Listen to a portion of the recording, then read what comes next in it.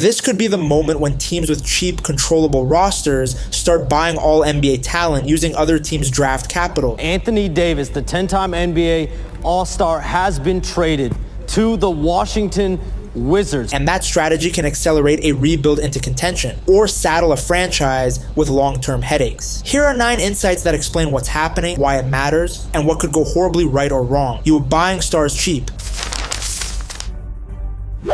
Chapter 1. What broke? This cycle repeats. A franchise that has been treading water decides to throw a pile of assets into the market to land a top-tier name. Right now, the names getting dragged into that whirlpool are Jaren Jackson Jr. to Utah, and more recently, Washington pursuing Anthony Davis. The pattern in both stories is informative. Teams that have accumulated expendable draft capital and cheap contracts are packaging those assets to acquire elite talent, aiming to leapfrog several incremental rebuild years. The reported Wizards package, for instance, is described as a mix of rotation guards, role players, and multiple picks, and several first rounders and a handful of seconds, some of which may be sourced from other teams. The exact protections and pick origins matter a lot for valuation, but the headlines all point to the same structural strategy, using previously acquired picks as currency to buy star production now without surrendering your own core lottery picks. This is a fast pivot from patience to urgency, and a single aggressive move designed to compress years of building into one transaction. If it works, the timeline shifts forward dramatically. If it fails, the franchise may have spent its best shot and lost optionality for a long time. Chapter 2. Why pick origin matters. Not all firsts and seconds are equal. A franchise can avoid mortgaging its own future by spending picks it acquired in prior trades. Picks that were compensation when it once tore a roster down. Those acquired picks are effectively third-party currency. You didn't earn them by tanking this year, you were paid earlier for turning a veteran into assets. So the calculation changes. You can pay a star with other teams' draft capital, which feels cheaper on the surface because you're not trading away your intrinsic high upside lottery slots. But those acquired picks are finite. Spend them, and you don't have them again unless you rebuild the same way. That's why rumors that include picks sourced from other franchises are so important. They make deals feasible without destroying a team's present access to its own early firsts, but they also represent a one-time accelerant in a franchise timeline. Understanding which picks are original and which are acquired is central to valuing the trade. It changes how you read a headline about an alleged blockbuster and how you judge a front office's long-term perspective. Chapter 3. The second apron effect. This dynamic runs headlong into the second apron, a payroll threshold that dramatically curbs a team's flexibility. Once a team dumps into the apron, it loses many of the traditional tools for maneuvering contracts and absorbing salaries. That makes teams with lots of rookie-scale deals and controlled young players uniquely attractive trade partners. They have the cap wiggle room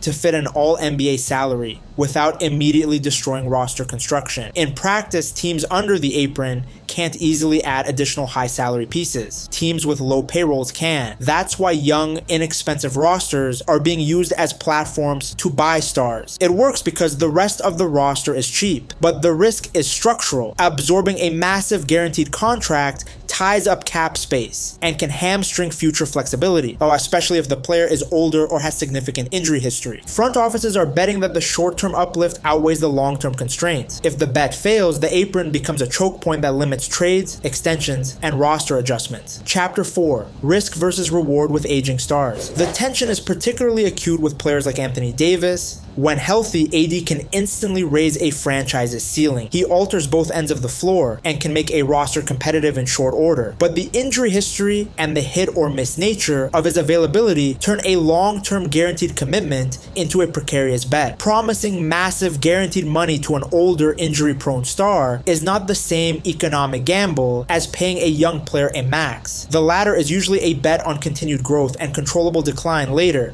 The former is buying peak production with a substantial probability it may not be consistently available. If the plan is to acquire now and negotiate an extension later, or to use a shorter term bridge, that's a different philosophy than rolling out a decade-long security blanket. The market dynamics and the player's camp's preferences will determine how that negotiation plays out. Teams must weigh the upside of immediate contention against the chance that a long-term guarantee becomes a millstone. Chapter 5. How roster roles shift. Acquiring a star changes minutes and usage distribution. teams. If Washington, for instance, adds another ball-dominant perimeter creator while also taking on AD, you suddenly have overlapping usage profiles. Young guards who were the primary initiators on a lottery roster will see their possession shrink. That can stunt development or force them into reinvention, becoming elite spot-up shooters, off-ball cutters, or defensive specialists who secure minutes without needing high-touch volume. Some players adapt and flourish in these new narrow roles, others see their trajectory stall. The franchise's calculus is whether the net gain from the stars exceeds the developmental cost to existing young pieces. It is a delicate balance. A front office must weigh immediate competitive improvement against the potential long-term loss of upside in homegrown talent. Coaching adjustments, offensive design, and honest minutes management determine how smoothly the transition goes. Chapter 6. Fan optics and credibility. There's a strong emotional element here. Fans who endured long rebuilds want to see ambition, but they also crave credibility. After multiple seasons of assorted plans, an abrupt pivot to buying a star by trading accumulated assets can be met with skepticism. If your franchise has toggled between rebuild and buy cycles, the local fan base may treat another headline-grabbing acquisition as either a hopeful new chapter or a panic move. The pressure to deliver immediate results is intense. Successful front offices communicate a coherent timeline and demonstrate that the trade not only raises the team's ceiling today, but doesn't permanently foreclose future improvement. Failure to do so breeds doubt and amplifies second-guessing in the local discourse. Chapter 7. Market signaling and contract strategy. This trend could recalibrate how teams structure contracts league-wide. If acquiring stars by spending acquired picks is a repeatable pathway to contention, general managers might get more conservative about offering mega deals to players who look like long-term roster anchors but could impede future trades. Teams will factor in not just a player's talent, but how their salary looks under the cap and whether it can be moved without crushing consequences. Expect more creative extension structures, shorter guaranteed windows, option years, or team-friendly escalators, as teams try to preserve flexibility